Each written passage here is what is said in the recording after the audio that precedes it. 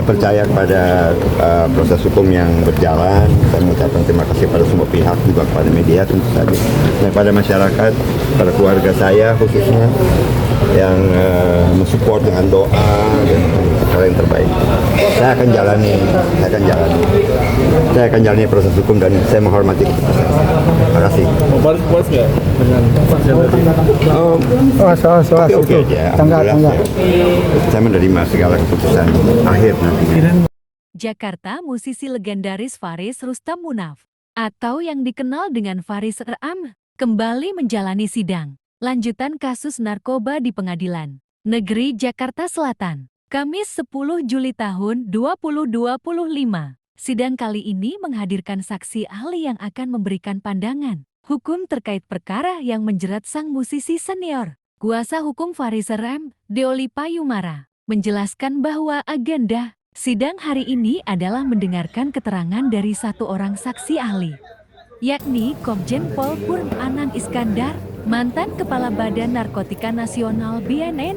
Yang dihadirkan adalah saksi ahli yang memahami betul tentang ilmu perundang-undangan, narkotika, dan sistem rehabilitasi, ujar Deolipa kepada awak media. Yang digali adalah soal sistem hukum narkotika di Indonesia, serta prosedur rehabilitasi yang berlaku. Tambahnya, sementara itu, Faris RM menyatakan dirinya menyerahkan sepenuhnya proses hukum kepada Majelis Hakim di PN Jakarta Selatan, termasuk mengenai penanganan rehabilitasi atas kasusnya. Saksi ahli Komjen Pol Purn Anang Iskandar, mantan Kepala Badan Narkotika Nasional BNN, saya hadir secara sukarela. Ini bagian dari komitmen saya untuk menyelamatkan para pengguna narkotika agar bisa kembali hidup normal sebagai bapak, ibu, suami, istri, dan anggota masyarakat yang produktif, ujar Anang kepada awak media usai sidang. Anang menekankan bahwa dalam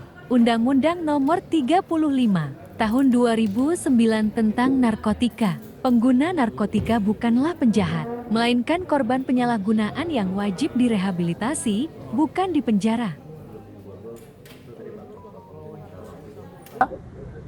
Pengadilan negeri itu berwenang hanya untuk perkara pidana dan perdata. Sedangkan perkara narkotika tidak ada kewenangan pengadilan negeri karena Undang-Undang Narkotika sumber hukumnya adalah konvensi internasional yang mengatur masalah narkotika sebagai obat. Ingat loh ya, narkotika sebagai obat. Penanggulangannya secara kesehatan dan secara pidana. Nah, terhadap penyalahguna seperti Farid, itu harus dilakukan pendekatan kesehatan, direhabilitasi.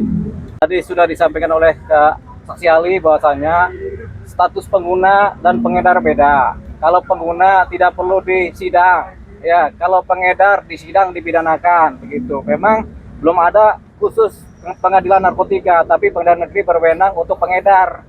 Tapi kalau untuk pengguna ini memang seharusnya langsung direhab. Makanya kepekaan dari penyidik, kepekaan dari majelis hakim untuk menentukan apakah seseorang itu pengedar atau pengguna. Nah, ini kita sudah dapat fakta-fakta dari persidangan terdahulu bahwasanya seorang Faris RM memang adalah pengguna berat yang pernah direhab tapi kemudian masih kecanduan sedikit sehingga dia menggunakan lagi. Jadi karena dia pengguna, pasal-pasal yang didakwakan semua kan adalah pasal mengenai pengedar. Pasal 114 pengedar, pasal 111 pengedar, pasal 112 pengedar. Sementara Faris RM adalah pengguna. Harapan kita penuntutan ini juga mengikuti pola-pola yang sudah ada dalam persidangan, bukti-bukti dan fakta-fakta, sehingga tuntutannya harusnya lepas atau tuntutnya adalah rehabilitasi. Tapi itu harapan kami sebagai pengacara. Tapi kami berharap banyak kepada majelis hakim nanti ketika kita mengajukan pledoi dan permohonan untuk mengajukan rehabilitasi, ini kemudian mudah-mudahan harapannya diterima oleh majelis hakim. Amin. Berdasarkan fakta-fakta dan bukti-bukti yang ada. Nah,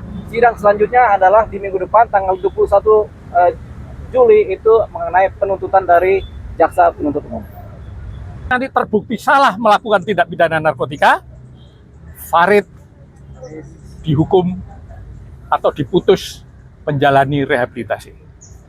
Tapi kalau terbukti Farid nanti tidak bersalah melakukan tindak pidana narkotika, maka Farid ditetapkan. Faris ditetapkan oleh hakim menjalani rehabilitasi. Artinya rehabilitasi wajib, baik salah maupun tidak salah terhadap penyalahguna itu wajib direhabilitasi. Ya, terbukti salah rehabilitasi. Tetapi kalau menggunakan paradigma hukum pidana, maka kalau terbukti salah penjara. Itu masalahnya. Nah ini, jadi pemahaman ini yang harus dimiliki oleh penegak hukum, mulai dari hakim, jaksa, dan penyidik, bahwa pendekatan penyelesaian masalah narkotika, ya khususnya penyalahguna, menggunakan pendekatan kesehatan, tidak diperlukan pemidanaan. Kalau dipidana, negara itu rugi, kobol-kobol.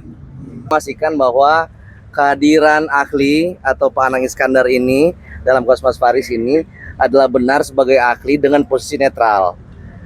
Agar supaya teman-teman media mungkin tadi melihat tanggapan dari jaksa penuntut umum tidak ada pertanyaan sama sekali. Begitu juga dengan majelis hakim tidak ada pertanyaan sama sekali.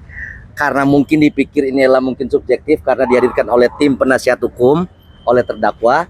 Tapi ini adalah objektif, kenetralan. Bahkan beliau datang kemari itulah kesukarelaan. Karena sebagai pengamat narkotik melihat sayang aja Mas Faris ini sebagai pencandu harus dihukum oleh negara seperti ini, seperti itu.